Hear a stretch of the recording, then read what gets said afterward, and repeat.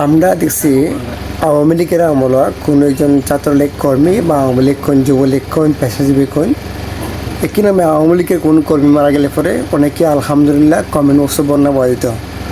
পাশাপাশি কোনো একটা সময় যদি ওই সময় ওই প্রেক্ষাপটে কোনো একটা পুলিশ যদি মারা যেত অনেকেই কমেন্ট বক্স আলহামদুলিল্লাহ বন্যা বাধিত। তো আমি এই জায়গাটার থেকে আমি ওই সময় ওই প্রেক্ষাপটে আমার জায়গাতে আমি কিনা করতাম।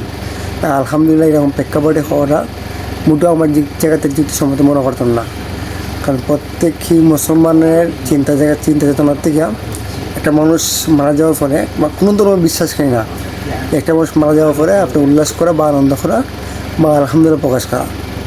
আজকে দেখলাম কারিনা কাইসার জনপ্রিয় কন্টেন্ট ক্রিয়েটার প্লাস অভিনেত্রী অনেকটা কিডনি জনিত সমস্যার কারণে মারা গেছেন, ইন্না লিল্লাহি রাজিউন। তো ওনার এই মরাকে কেন্দ্র করে আওয়ামী লীগের যে শুভাকাঙ্ক্ষী যারা আছেন সবাই আনন্দুল্লাহ উল্লাস করতেছেন বা আলহামদুলিল্লাহ বন্যা বাড়িতেছেন।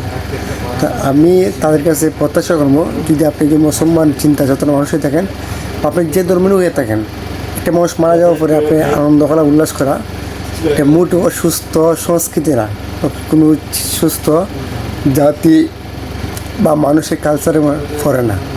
আপনি রাগ থাকতে পারে তার খাসলতে বা তার আচরণে, তার কথাবার্তায় বা তার আচরণে ভিন্নকে আপনি প্রকাশ করতে পারেন, কিন্তু মারা যাওয়ার পরে কোনো মানুষের বিরুদ্ধে অভিযোগ রাখা বা তার মরাতে আনন্দ উল্লাস করা মোটেও একটা মানুষের মনুষ্যত্ব জায়গার থেকে সাপোর্ট করা যায় না বা সাপোর্ট করার সুযোগও থাকে না।